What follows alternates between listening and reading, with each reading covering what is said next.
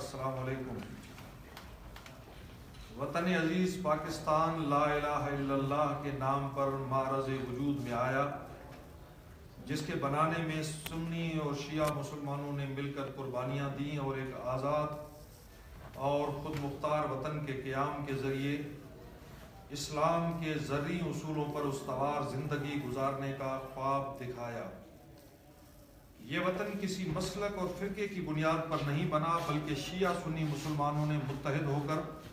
پاکستان کو اسلام کے نام پر حاصل کیا، اور دشمن کی تمام تر سازشوں کے باوجود الحمدللہ آج بھی ہمارے درمیان اسلامی اخوت اور بھائی چارہ موجود ہے۔ بانی پاکستان بابائے قوم حضرت قائد اعظم محمد علی جناح رحمۃ اللہ علیہ اور مادر ملت محترمہ فاطمہ جناح رحمۃ اللہ علیہا شیعہ مسلمان تھے، جبکہ حکیم الامت علامہ محمد اقبال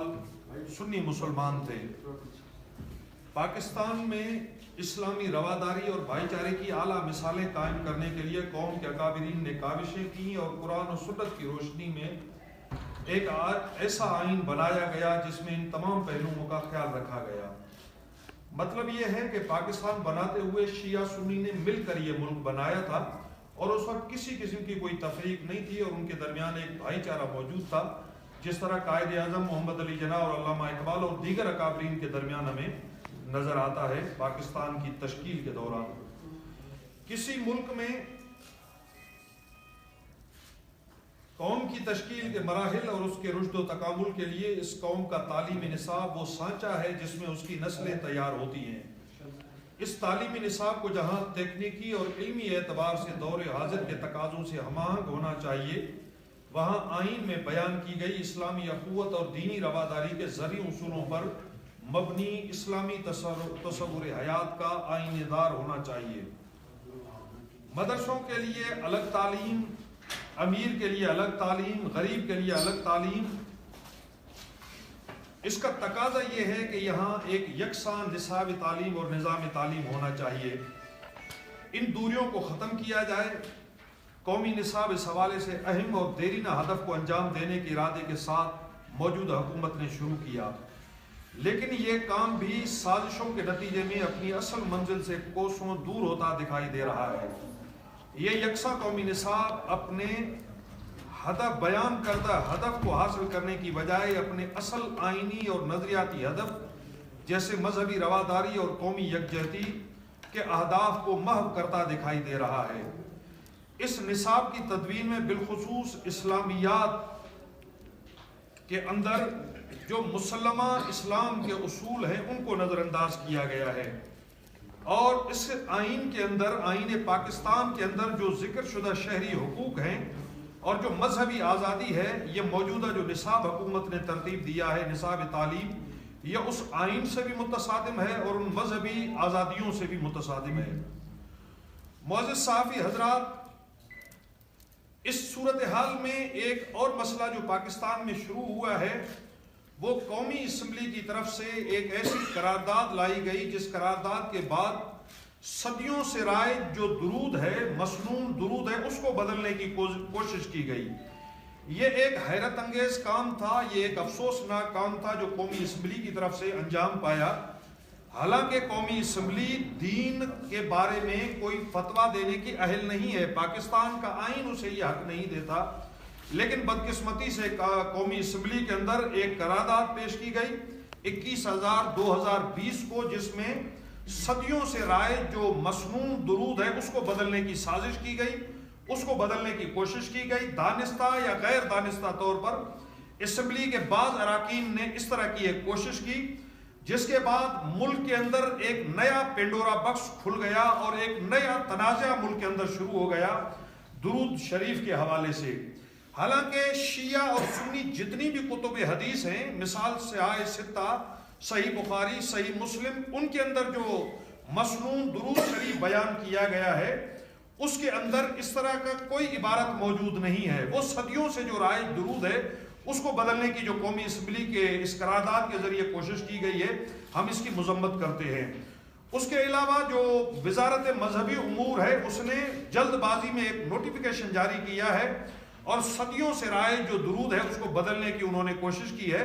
ہم سمجھتے ہیں کہ پاکستان جو مختلف مسالک اور مکاتب فکر کا ایک وطن ہے، اس کے اندر اس طرح کے حساس معاملات میں قومی اسمبلی کو کوئی بھی اس طرح کا قدم نہیں اٹھانا چاہیے، یا وزارت مذہبی امور کو، جس سے یکجہتی، اتحاد اور وحدت اور اتحاد بین المسلمین کی فضا کو نقصان پہنچے۔ معزز صحافی حضرات، اب میں آپ کے سامنے یکساں قومی نصاب جو موجودہ حکومت نے نیا تعلیمی نصاب ترتیب دیا ہے اور ایک متنازعہ اور غیر آئینی نصاب تشکیل دیا جا رہا ہے، میں اس کے بعض نکات کی طرف اشارہ کرنا چاہوں گا۔ یہ جو متنازع نصاب ہے اس میں اختلافی امور کو اچھالا گیا ہے، متنازع امور کو اچھالا گیا ہے، حالانکہ نصاب تعلیم متفقہ امور پر مشتمل ہونا چاہیے، جو قوم کے درمیان، جو آئندہ نسل کے درمیان، جو ہمارے طلباء اور طالبات کے درمیان وحدت اور اخوت کا علم بردار ہو، مذہبی رواداری اور یکجہتی کا علم بردار ہو۔ لیکن بدقسمتی سے یہ نصاب تعلیم بناتے ہوئے اس بنیادی اصول کو نظر انداز کیا گیا ہے۔ اس نصاب تعلیم کے اندر صحابہ کرام رضی اللہ تعالی عنہم، ان کا جب تذکرہ ہو تو اس کے اندر بہت اچھی بات ہے۔ حضرت حمزہ سید الشہداء، حضرت عمار یاسر، حضرت اویس کرنی عاشق رسول، حضرت مصعب بن عمیر، اس طرح کے جلیل القدر اصحاب کرام کا تذکرہ ہونا چاہیے جس پہ تمام امت مسلمہ کا اتفاق اور اجماع ہے۔ نمبر 3، فقہی مسائل جب بیان ہوتے ہیں، زکوٰۃ کا مسئلہ ہے یا مختلف دیگر جو امور ہیں، اس پہ امت مسلمہ کا 80%، 85% اتفاق ہے۔ ان مسائل کو نصاب تعلیم میں بیان کیا جائے۔ جہاں پہ جزئی امور ہیں، مثال نماز ہے، آپ نماز کی اہمیت نصاب میں بیان کر دیں قرآن و سنت کی روشنی میں۔ اب یہ کہ یہ نماز ہاتھ باندھ کے پڑھی جائے یا ہاتھ کھول کے پڑھی جائے، یہ آپ طالب علم کے اوپر چھوڑ دیں کہ وہ خود مسجد سے نماز سیکھ کے آئے، اپنے گھر سے نماز سیکھ کے آئے۔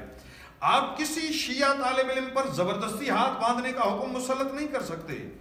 آپ کسی اہل سنت کے طالب علم پر، کسی بچے پر آپ زبردستی ہاتھ کھولنے کا طریقہ نافذ نہیں کر سکتے۔ لہٰذا وزارت تعلیم کو اس طرح کے جو امور ہیں اس میں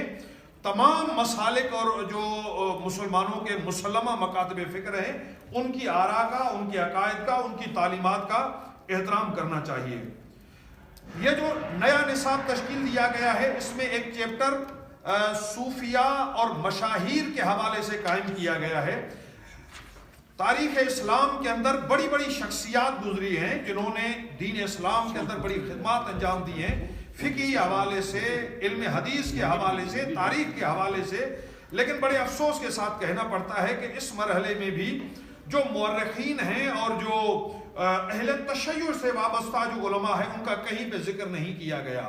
بہت اچھی بات تھی جہاں اہل سنت کے محدثین کا ذکر ہوتا، جہاں اہل سنت کے فقہاء کا ذکر ہوتا، وہاں مکتب اہل بیت سے جن کا تعلق ہے اور ان کی خدمات ہیں امت مسلمہ کے لیے، ان کا بھی اس نصاب کے اندر ذکر ہوتا، تو یہ وحدت اور اتحاد کی ایک خوبصورت عملی تصویر بیان کی جاتی ہے اس انداز سے۔